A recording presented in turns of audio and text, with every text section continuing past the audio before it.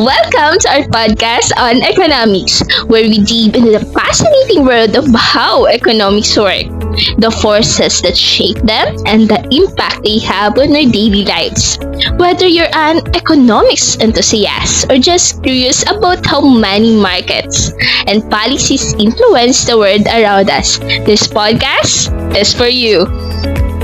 Join us as we explore the principles of microeconomics and macroeconomics, uncover the dynamics of supply and demand, and unravel the complexities of global trade and finance.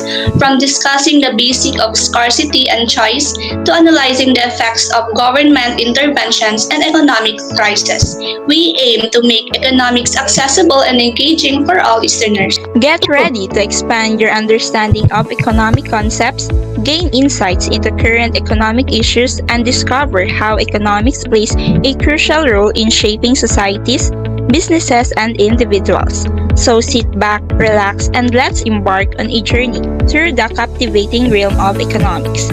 Welcome to our podcast, where economic meets everyday. My name is Alea Maika M. Traher. And I am Shernime J. Tumampil. I am RVJ Tugo. Join us! As we explore Economics.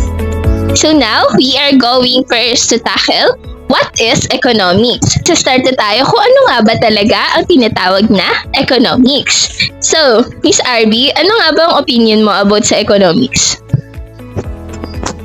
So, yung economics, no? So, pag narinig natin yung salitang economics, iniisip agad natin na ito ay tungkol sa pera. But economics is not just about money. So, it is about weighing different choices or alternatives. Tama! Hindi lang ang economics ay hindi lamang patungkol sa pera. Marami pa tayo na dapat malaman tungkol sa economics. Miss Sharina, ano nga ba ang opinion mo din about sa economics?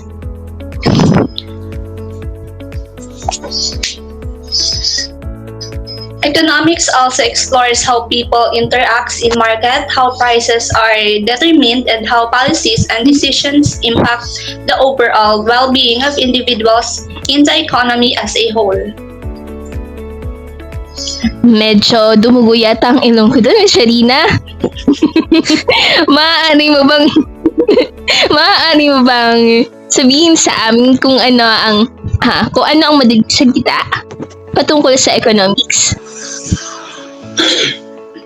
In simple terms, economics is all about the study kung ano yung mga how individuals work, or also the governments, how they allocate resources to satisfy their needs and wants. Yes, tama naman yun. So ngayon, alam na natin kung ano nga ba talaga yung economics. Ngayon, aalamin naman natin kung ano yung mga nakapaloob ba sa economics. So may idea ba kayo kung ano yung mga nakapaloob sa economics? Sa tingin nyo, ano yung mga nakapaloob sa economics na maaari natin ngayon tahalakayin sa ating mga manunood nang sa gayon ay sila ay matuto patungkol dito? The law of demand and supply. Oh, yes. Okay. Tama. Oh, tama. Scarcity. Economic. Okay, before we start the law of supply and law of demand, sige, umpisa tayo sa opinion ni Ms. Togo sa scarcity. Ano nga ba ang scarcity? Sa pagkakaalam ko, ang scarcity, ano nga ba? So, ayun, nandito na tayo kung saan tatalakayin natin ang tinatawag na scarcity. So, para sa akin, scarcity, siguro yun yung kakulangan o yun yung mga pangangailangan na dapat natin pagtuunan ng pansin. Ikaw, Miss RB, ano yung pananaw mo patungkol sa scarcity? So, syempre, yung scarcity is one of the key concepts sa economics. At pag pinag-usapan yung economics, syempre, napabilang na agad doon yung scarcity. So, yung pagkakaintindi or yung opinion ko naman sa scarcity is ito yung mga limitadong resources or mga choices na available sa mga consumers. Tama. Yun yung mga limitadong resources na available sa mga resources. So, sa pagkakaalam ko din, may dagdag ko lang, yung scarcity, yun yung demand for a good or service is greater than the ability of the good of service. So, the scarcity can limit the choices available to the consumer. So, yung scarcity, maaari niyang ilimit yung mga maaaring pagpilian ng mga consumer. So, ayun lamang ang maaari kong idagdag about doon. So, Miss Sharina, may maaari ka bang idagdag about sa scarcity? So, yung nasabi nga kanina, it is parang kakulangan sa society. So, we all know that yung mga tao, di ba, is, sabi nga ni Sir Mitch, is yung mga tao is unlimited yung pangangailangan nila. So, Tama. Scarcity is yung kakulangan, and also kung paano ma-allocate yung mga resources na maaring mabigyan yung lahat ng tao pantay-pantay. So, ayun. Alam na natin kung ano yung ibig sabihin ng scarcity. So, dumako naman tayo ngayon sa ating tatalakayin na ano nga ba ang ating sunod na tatalakayin? Ang microeconomics. Kung saan, ito ay ating pinag-aaralan sa kasalukuyan ngayon. Diba? Bilang mga social studies students, dapat ay malaman natin kung ano nga ba ang ibig sabihin ng scarcity. Ito, para to sa mga tao, hindi lamang sa mga social studies na students. Syempre, kapag social studies student ka, mas kakailanganin mo to na malaman dahil para magkaroon ka ng kaalaman, at saka ito para din to sa mga tao para alam nila kung ano nga ba yung importance ito sa pang-araw-araw nating pamumuhay. So ano nga ba ang microeconomics? Sino gustong mag-umpisa? Walang gustong mag-umpisa? Ako ang magtutok. So, Miss Sharina, ano nga ba ang microeconomics? So, microeconomics focuses on the behavior of individuals, households, and firms in decision-making regarding in the allocation of resources. So, microeconomics is yung parang within your family lang, or within small part of environment or community na yung nag-focus in decision making on how they allocate their resources. Like for example, in a small family, kung paano nila i-allocate yung parang sweldo ng provider nila. Yan. Ayun, tama.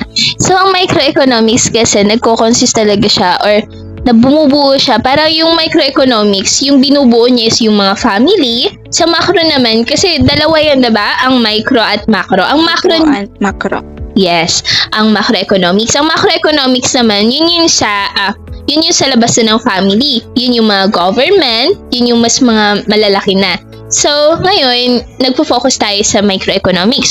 So, tama yung sinabi ni Sharina kanina, diba? Na yung microeconomics, nagpo-focus siya sa family. Kung saan nila i-allocate yung pangangailangan nila. Katulad yung sweldo, tama. Yung sweldo ng isang padre de pamilya. Diba, yung sweldo ng isang padre de pamilya is kailangan i-budget talaga kasi marami yung pangangailangan ng yung pamilya niya. Kailangan nila yun na i-allocate ng maayos. So Miss RD, ano nga ba ang iyong pananaw ukol sa microeconomics? So, yung dadagdag ko lang is, yung microeconomics is mga individual sectors, tapos yung mga behavior of consumers. So, yun nga, kung paano siguro yung budget, for example, sa family na sinabi nyo kanina. So yun. So, kung sa kabuuan, ang microeconomics yun ang tumutukoy sa maliit na bahagi ng lipunan. kung saan yun ang tinatawag na pamilya. Meron pa, di ba? Ano pa nga yung mga maliit na bahagi ng lipunan? Hindi naman siya maliit, pero yun yung pinaka-umpisa. Sa tingin nyo, ano pa yung mga umpisa ng microeconomics kung saan nag-uumpisa yung lipunan? So yun. Sige, wala ako na lang dadagdag. So yung microeconomics, study din siya ng single rational utility maximizing individual. So to economists, rationality means an individual possesses stable preferences that are both complete and transitive. So, pagkatapos natin dito sa microeconomics, dumako naman tayo saan? Ano ang gusto yung isusunod natin? Yung sa macroeconomics, so parang ano yung pinagkaiba ng micro sa macro? So, di ba yung macroeconomics is parang economics as a whole. Oh, So, tama. na-include siguro dun na-include talaga yung behavior of government. So, for example, yung mga malalaking, may malalaking sakop, yun yung sa macro. Tama. So, sige. Pag-usapan natin ngayon kung ano nga ba yung difference ng micro tsaka macro. Miss Sharina, ano nga ba? Ano para sa'yo ang difference ng macro at micro? So, nasabi na kanina yung micro is nagpo-focus lang sa behavior of individuals or sa households. But macroeconomics is exploring how the government policies are mas malaki na yung sakop ng macroeconomics. So, dito din napapasok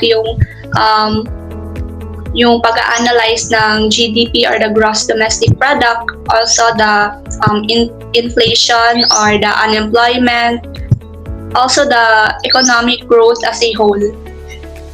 Tama. So, dadagdag ko lang, yung microeconomics, yun yung nagdi-deal sa mga issues like demand, supply, factor pricing, product pricing, economics, welfare, production, consumption, and marami pang iba. So, di ba, kapag tinatawag na micro, yun yung maliit na bahagi. Ibig sabihin, yun yung sa individual, kung paano yung tao gumastos, kung paano yung mga supply. Tapos, sa macroeconomics naman, ito yung nagdi-deal sa issues like national income, pangmalakihan na, katulad ng income dito sa buong bansa, national, distribution, employment, general price level, money, and marami pang iba. So, yun. So, ngayon, dumako naman tayo sa positive and normative difference of economics. So, tingin nyo, ano sa palagay nyo yung positive and normative difference ng economics?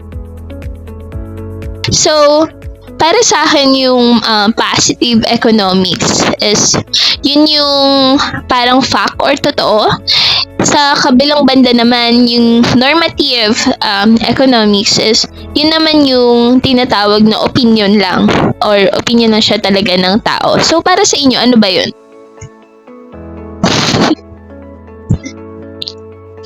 Seryoso mga Same mukha din. natin. Sige, ipagpatuloy. Sorry for interruption. Same din kasi positive economics is ito yung nagpo-focus sa objective analysis and facts. Also, it is based on a verified data, like as in may parang basihan kung saan nanggaling yon. And normative economics naman, ito yung parang opinions or the value judgment ng mga tao kung paano dapat gawin yung isang bagay. Like for example, they are judging they are judging the situations like para sa sarili lang nila, like opinion based. Alam niyo, may magandang idea ako para parang may issue na pwedeng ipasok siguro sa positive and sa normative, 'di ba? Natatandaan niyo yung kay Alice Go, kung saan ngayon, 'di ba? Matindi talagang issue yan ngayon si Alice Go. Kung saan pinag-uusapan at tinatalakay dito sa buong bansa kung sino nga ba si Alice Go. Or kung ano nga ba ang palagi niyang sinasabi na, Your Honor, wala po akong alam. Ano pa ang isa? Lumaki po ako sa farm. Ngayon, aalamin ko kung ano yung mga opinion nyo patungkol kay Alice Go. Kasi diba, mayroon naman fact kung ano ang katotohanan kasi ipresenta yon sa husgado kung ano nga ba yung totoo sa opinion. Pero nais ko ngayon manaman ang normative kung ano ang mga opinion nyo patungkol sa issue ni Alice Go. Ano nga ba? Miss RB, ano nga ba ang opinion mo patungkol sa lumaki po ako sa farm? Bibiro lang.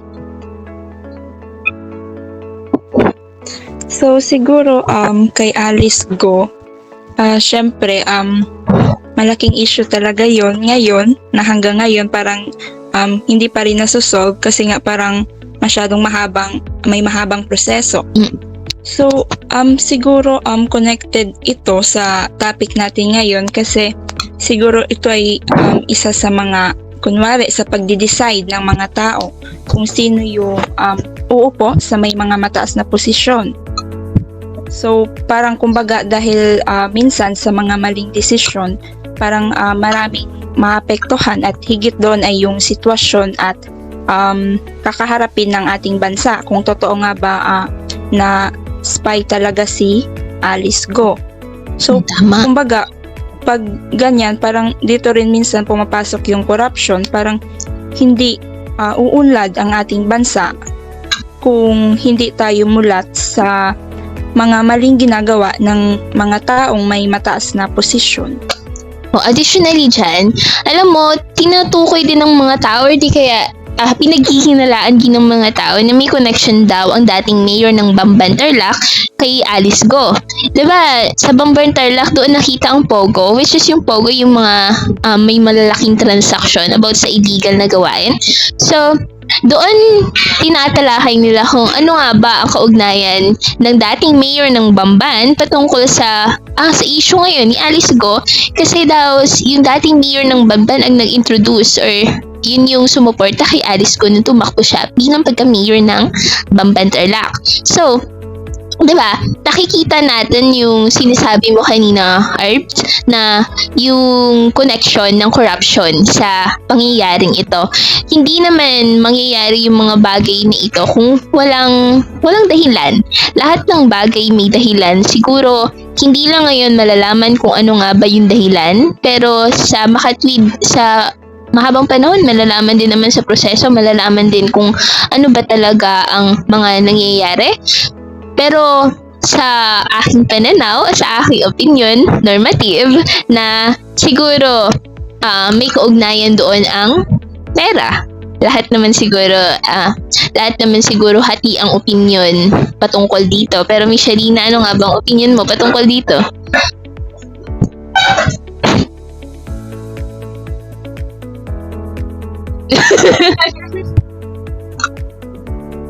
Lumaki po ako sa farm. Your Honor, hindi ko po alam.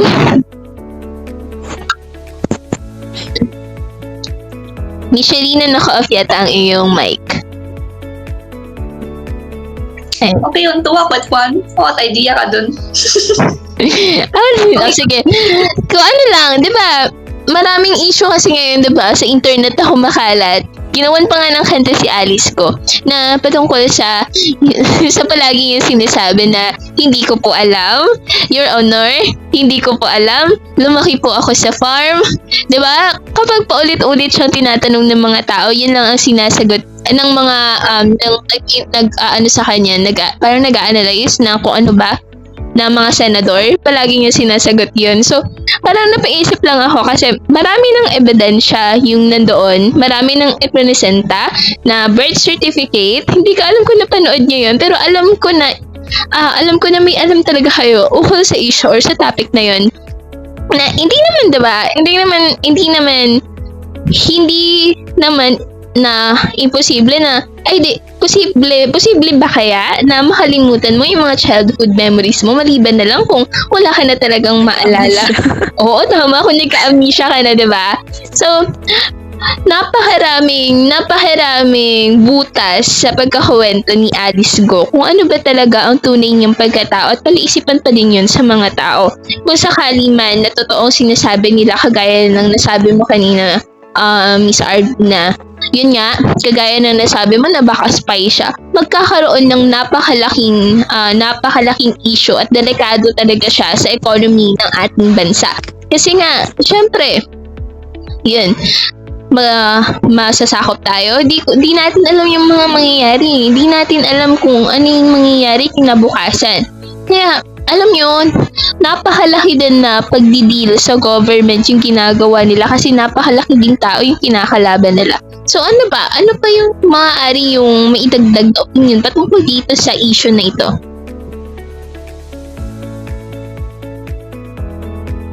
Pero ang alam ko lang, dagdag ko din, alam kong facts about dito. Ano ba? May mga facts ba? Or may mga positive ba patungkol dito kay Alice Go? Kasi ang sabi naman ng mga kababayan na ina-interview sa TV na napakaganda naman daw ng pagpapatakbo ni Alice Go sa Pambantarlac. Anong opinion nyo na porket spy siya? Halimbawa, mapatunayan na spy siya, na kahit maganda ang pagpapatakbo niya, tatanggapin pa din ba siya ng mga Pilipino? Anong opinion nyo patungkol sa sinabi ko na yun? Miss RB? Pero may nabasa kasi akong statement sa online na what if daw na habang focus sila sa i-interview or yun nga sa hearing palagi kay Alice Go is paano daw kung may ginagawa ng ibang move yung may connection kay Alice Go. Tama. So yun na parang kumbaga is syempre alam mo naman yung mga may malalaking connection. So what if daw? Tama naman. Kasi, 'di ba, pag-iisipin niya natin mabuti kung nakafocus sila sa isang tao, kung ano 'yun, parang gumagawa na din ng hakbang yung kabilang kampo. Parang ginagawa lang nila yung nabitag sa atin sa kung paano sila makagalaw kasi hindi sila makakagalaw kung hindi nakafocus sa isang bagay o sa isang tao yung mga government officials. Pero anong opinion mo doon, Miss Shanina? Anong opinion mo sa sinabi ni Miss Arb? Yun nga, yung may nagsasabi din na yung si Alice Go is connected sa mga malalaking tao na involved sa mga crime na like for example yung mga may mga debt sa casino, di ba? Like, yung iba is wanted pa din yung iba is nahuli na. So, she's still denying it. Kaya, tama. Kasi 'di ba, ang sinasabi nila may mga illegal talaga na gawain sa Bambantarlac. Yun yung na-raid nung nakaraan.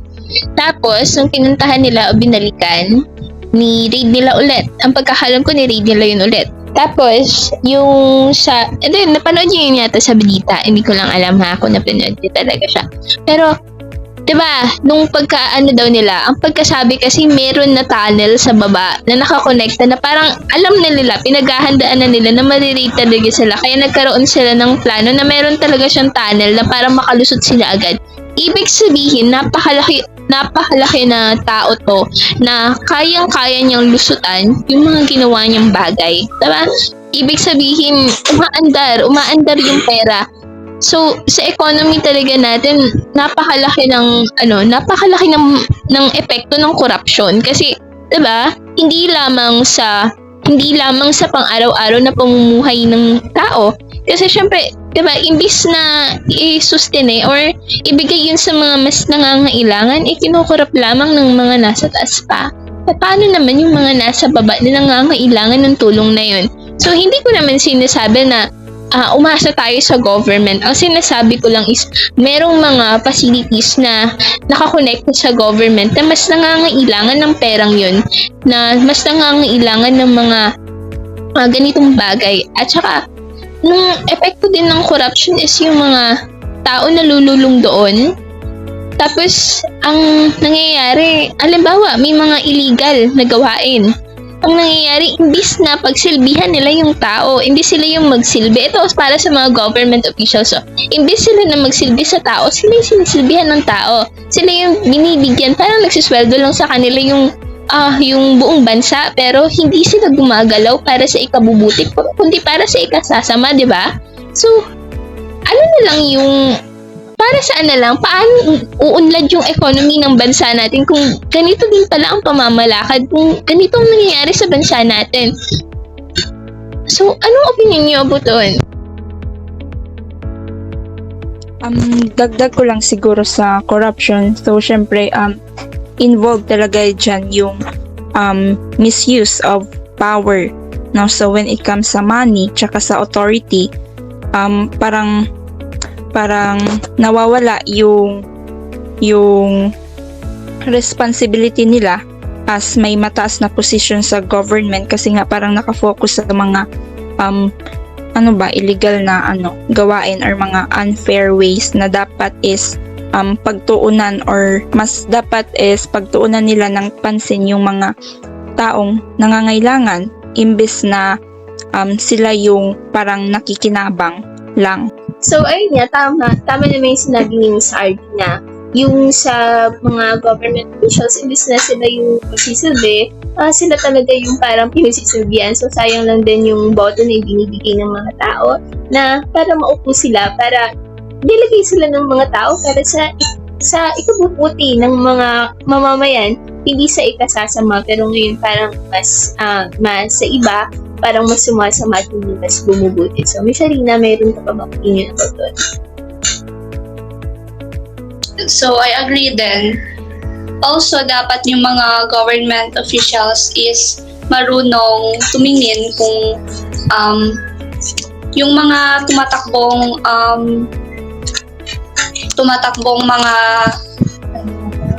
mga officials are totally may maayos na background. Like for example, kung wala silang mga records, like for example, kung Pilipino ba talaga sila or something like that, para walang mangyari na katulad ng kay Alice Go. Tama talaga yung sinabi mo sa niya. Kasi alam mo, kasi hindi naman talaga makakapasok yung kay Alice Go kung wala talagang tinatawag na corruption, kung walang tinatawag na connection, kung walang tinatawag na pera. Diba? Kasi hindi naman gagana yung mga ganitong bagay kung hindi maanda ng pera. Diba?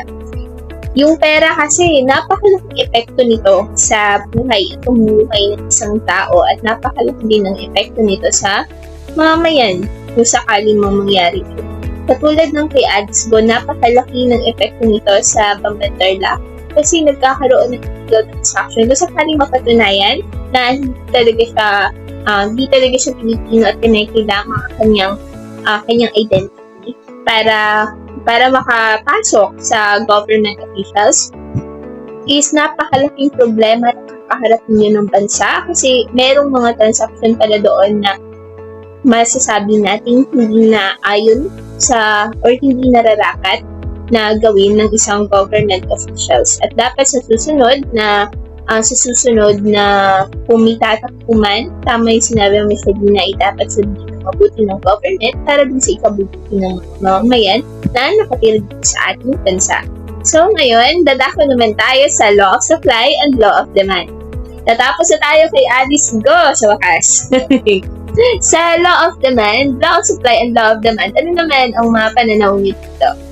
So, ayun na nga, dumahon tayo sa law of supply and demand. So, kapag yung price tumaas, Yung demand naman noon, bababa. Kapag naman yung price is bumaba, yung supply bababa. Tapos yung demand doon tataas. Kasi dito halimbawa, kapag yung price niya is nagtumaas, yung supply naman noon is tataas. Tapos yung demand noon is bibili yung mga tao, kaya mauubos yung supply na yun. Tapos yung kapag yung price naman bumaba, yung supply nun is bababa. Kasi nga, napakarami na tao na bumibili noon. So, ano yung mga example na maaari nyo maibigay about dito? O patungkol dito? Miss RB Togo, ano yung example mo, Miss RB, na maaari mong ibigay dito na halimbawa ng law of supply and demand? So, for example, sa law of supply and demand, no? So, for example is yung bigas. So, pag yung presyo ng bigas tumaas, yung demand bababa. Tapos, kapag yung presyo naman ng bigas bababa, syempre, yung demand tataas. Ayun, tama. Miss Sharina, mayroon ka pa bang opinion patungkol dito? Example lang ng mga maaari natin gamitin para mas maunawaan ng mabuti ang law of supply and demand.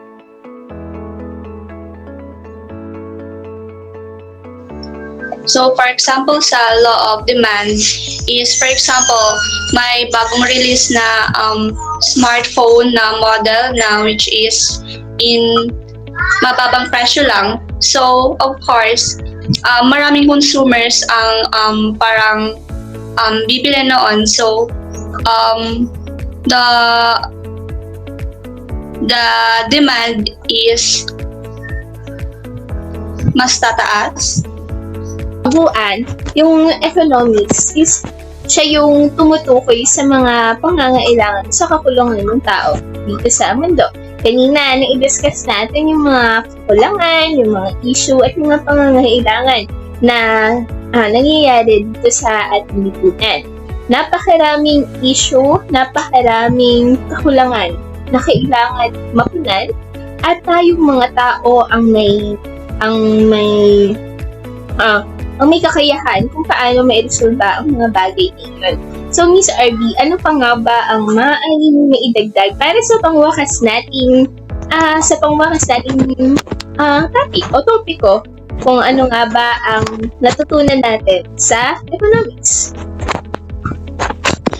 So, dagdag ko lang no sa topic natin or sa kabuang tinalakay natin, no? So, syempre, sa pamamagitan ng pag-aaral ng economics, nagiging mulat tayo sa mga, kumbaga, sa mga desisyon. So, yun yung, for example, yun yung sa mga bilihin, sa pagbabudget. So, syempre, yung society natin is umiikot talaga sa economics. So, yun yung parang economics is part of our daily lives na talaga. So, yun yung parang nagkakaroon tayo ng mga pabago-bagong perspective siguro, no, pagdating sa mga economics. Pero syempre nagiging minumula tayo nito sa mga gagawin nating decision para kumbaga is magkaroon tayo ng magandang pananaw pagdating sa pag-aaral ng ating ekonomiya at ating lipunan. Sharina? So, yun nga, economics is, it helps us na maging aware yung mga saan pumupunta yung mga pera natin, kung paano yung process ng parang production, yung pagko-consume natin ng pera, and also the production. So, okay, thank you very much for the two of you for joining in our podcast. So, to our viewers, I hope you learned something about economics and how it affects our life, how it will help our life, and how it changed our life for the better. And I hope you learned something from our discussion for today, and I hope you will use it for your lives. And that's all. Thank you very much for listening to our podcast. Again, my name is Alaya Maika Entraje. I am Sharina Meiji Romampil. And I am RVJ Tugo. And we are now signing off.